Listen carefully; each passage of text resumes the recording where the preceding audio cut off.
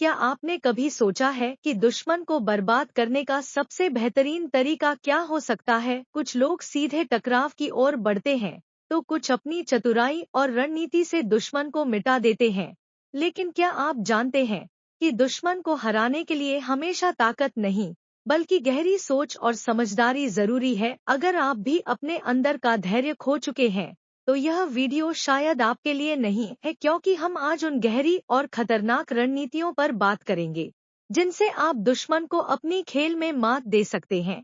इस वीडियो में हम दुश्मन को बर्बाद करने के 7 सबसे प्रभावी और बुद्धिमान तरीके डिस्कस करेंगे, तो तैयार हो जाइए इस अद्भुत यात्रा के लिए। माइंड सेल्स खुद को बेहतर बनाना पहला और सबसे महत्वपूर्ण तरीका है खुद को बेहतर बनाना। दुश्मन की सबसे बड़ी ताकत आपकी कमजोरी होती है। जब आप खुद को शारीरिक और भावनात्मक रूप से मजबूत बनाएंगे, तो आपके दुश्मन को अपनी ताकत महसूस होने लगेगी। एग्जाम्पल, महात्मा गांधी ने अपने दुश्मनों को कभी हिंसा से नहीं, बल्कि अपने आत्मबल से हराया। उन्होंने अपनी कमजोरी को अपनी ताकत बना लिया था। तो अगली बार जब आपका दुश्मन आपके खिलाफ खड़ा हो, तो सोचिए, क्या आप अपनी कमजोरी पर काम कर रहे हैं? मासो उनकी कमजोरियों को समझे। दुश्मन को बर्बाद करने के लिए आपको सबसे पहले यह जानना होगा कि उनकी सबसे बड़ी कमजोरी क्या है। क्या वे गुस्से में जल्दी आ जाते हैं? क्या वे आसानी से लालच में आ जाते हैं?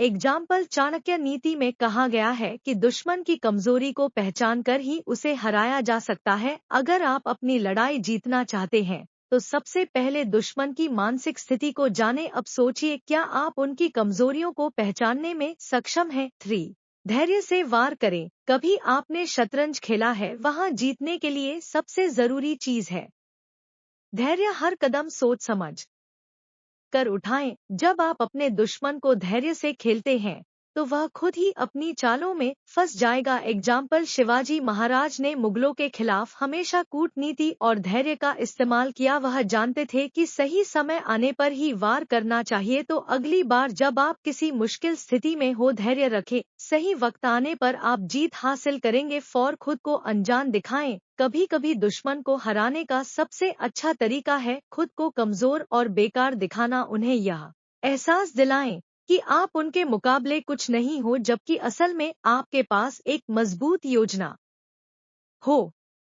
एग्जाम्पल, महाभारत में श्री कृष्ण ने कौरवों को यह एहसास दिलाया कि पांडव कमजोर हैं, लेकिन असल में उनका हर कदम चतुराई से तय था। तो क्या आप कभी अपनी ताकत को छुपाकर दुश्मन को धोखा देने के लिए तैयार हैं? 5 उन्हें नजरअंदाज करें। आपको शायद लगता होगा कि जब आपका दुश्मन आपको गालियां दे, तो आपको तुरंत प्रतिक्रिया देनी चाहिए, लेकिन असल में उन्हें नजरअंदाज करना सबसे बेहतरीन तरीका है। जब आप अपनी शांति बनाए रखते हैं और उनका जवाब नहीं देते, तो आपकी चुप्पी उन्हें और ज्यादा परेशान करती है। एग्जाम्पल, अकबर के दरबार में तानसेन ने कभी भी आलोचकों का जवाब नहीं दिया, बल्कि अपनी कला पर ध्यान दिया। तो अगली बार जब आपका दुश्मन आपको चढ़ाए, तो आप क्या करेंगे? चुप रहकर उसे और परेशान करेंगे। 6 उन्हें उनके खिलाफ खड़ा करें। कभी कभी दुश्मन को खत्म करने का सबसे अच्छा तरीका है उनके अपने साथियों को उनके खिलाफ खड़ा कर देना। जब आप उनके दोस्तों को उनके बारे में सच्चाई बताना शुरू करते हैं,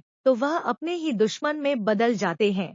एग्जाम्पल, चाणक्य ने हमेशा यही किया और उनके दुश्मन अपनी ही गलतियों के कारण हार गए। लेकिन ध्यान रखें, यह रणनीति बेहद सोच समझकर अपनानी चाहिए, क्योंकि इसका गलत इस्तेमाल आपकी नैतिकता को प्रभावित कर सकता है। 7 माफ करके जीते। और अंत में, माफी यह सबसे शक्तिशाली तरीका हो सकता है दुश्मन को हराने का। जब आप किसी को माफ करते हैं, तो आप उनकी नफरत और घृणा को खत्म कर देते हैं। एग्जाम्पल, भगवान बुद्ध ने हमेशा यह सिखाया कि माफी से बड़ी कोई ताकत नहीं होती। जब आप माफ करने की ताकत रखते हैं, तो आपके दुश्मन को आपकी महानता को महसूस करना ही पड़ेगा। तो क्या आप भी अपने दुश्मन को माफ करने के बाद उसकी ताकत छीनने के लिए तैयार हैं? तो दोस्तों, यह थे दुश्मन को बर्बाद करने के 7 तरीके। लेकिन याद रखें, यह सभी तरीके केवल तभी प्रभावी है जब आप अपनी मानसिकता सही रखें।